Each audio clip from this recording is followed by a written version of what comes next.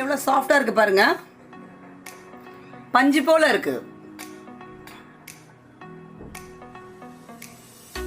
இப்போ ஒரு பேஷன் எடுத்திருக்கேன், அதில் குலோப் ஜாமுன் பேக்கெட் பவுடர் போட்டுக்கிறேன். 6 பேக்கெட் எடுத்திருக்கேன்.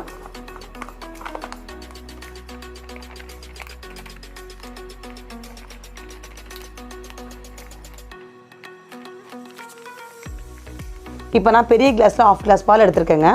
அது கொஞ்சம் கொஞ்சமாக விட்டு அப்படி கலந்துக்கலாம்.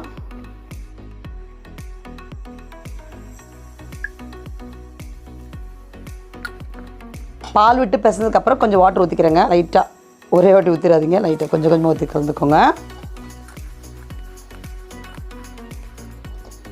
இப்போ கொஞ்சம் கொஞ்சம் வாட்டர், ஒரே வாட்டி ஊற்றாமல் இன்னும் கொஞ்சம்.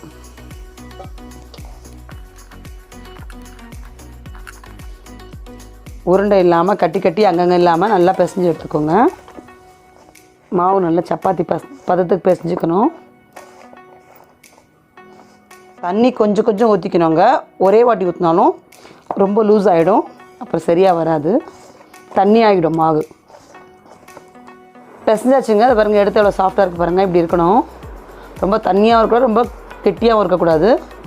இந்த பதத்தில் இருக்கணும் நமக்கு. பாருங்கள், ஒட்டில் பாருங்கள். இப்போ இதை பால்ஸ் பண்ணிக்கலாம். நம்ம ரவுண்ட் பண்ணுறப்போ ஒரு வாட்டி இப்படி தேய்ச்சிட்டு அப்புறம் ரவுண்ட் பண்ணுங்கள். அப்போ தான் நமக்கு வெடிப்பு இல்லாமல் வரும், உடையும் உடையாது. வெடிப்பு இருந்தால் கண்டிப்பாக உடஞ்சிரும். பாருங்கள், ஒரு தேய்ச்சிட்டு அப்புறம் உருட்டுங்க.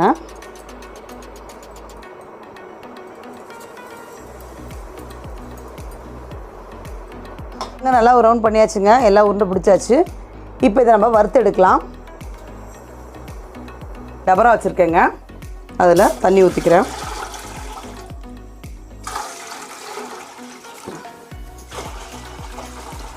தண்ணி நல்லா காயட்டேன். தண்ணி நல்லா சூடாகிடுச்சுங்க. இப்போ நம்ம சர்க்கரை எடுத்து கொட்டிக்கலாம். சர்க்கரை நல்லா கரையிற வரைக்கும் கிளறி விட்டுட்டே இருங்க. சர்க்கரை நல்லா கரைஞ்சிடுச்சுங்க. இதுக்கு திக்கான பாகம் தேவையில்லை. இப்போ இதை எடுத்து நம்ம பக்கத்தில் ஸ்டவ் ஆன் பண்ணி சிம்மில் வச்சு இதை வச்சிடலாம்.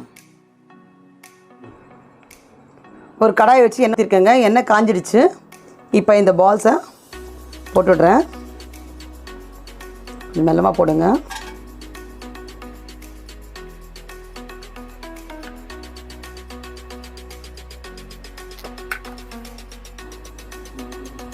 மீடியம் ஃப்ளேமில் இருக்கட்டும்ங்க. கொஞ்சம்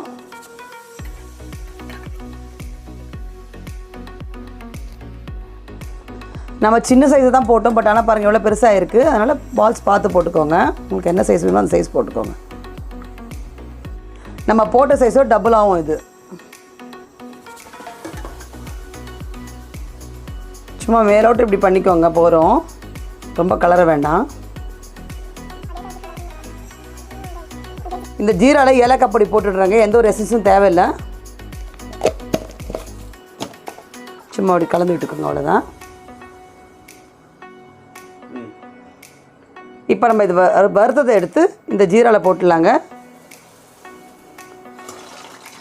சூடாக இருக்கிறச்சே போட்டுடலாம்.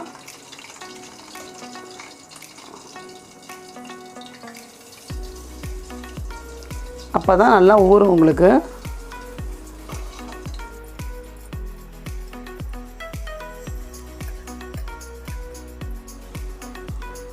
சும்மா அப்படி கலக்கி விடுங்க, அது மேலே வந்துடும்.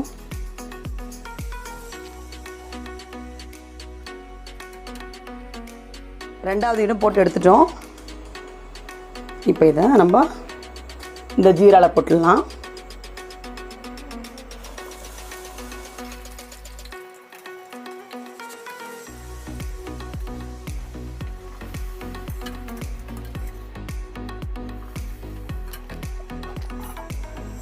லைட்டாக அப்படி ப்ரெஸ் பண்ணி விடுங்க. அவ்வளோதான். சுவையான குலோப் ஜாம் ரெடிங்க. இங்கே பாருங்கள், இது எவ்வளோ சாஃப்டாக இருக்குன்றதும் காட்டுறேங்க. ரொம்ப சாஃப்டாக இருக்குது, ஷாப்பில் இருக்க மாதிரியே இருக்குது உங்களுக்கு. இன்னொன்று என்னென்னா, நீங்கள் அந்த ஜீராவை ரொம்ப திக்காக பண்ணாதீங்க. ஓரளவுக்கு மீடியமாக இருந்தால் மட்டும்தான் உங்களுக்கு ஜீரா உள்ளே இழுத்துக்கும், இல்லை சாஃப்ட்னஸ் கொடுக்கும். திக்னஸ் இருந்தால் உங்களுக்கு சாஃப்ட்னஸ் கொடுக்காது. ஆனால் ஜீரா வந்து மிதமான இதில் வச்சுக்கோங்க நீங்கள். ரெடி ஆகிடுச்சுங்க, சுவையான குலோப் ஜாமுன் ரெடி. உங்களுக்கு இந்த வீடியோ பிடிச்சிருந்தா லைக் பண்ணுங்கள், ஷேர் பண்ணுங்கள், சப்ஸ்கிரைப் பண்ணுங்கள். மறக்காமல் பக்கத்தில் இருக்க பெல் ஐக்கானை கிளிக் பண்ணுங்கள்.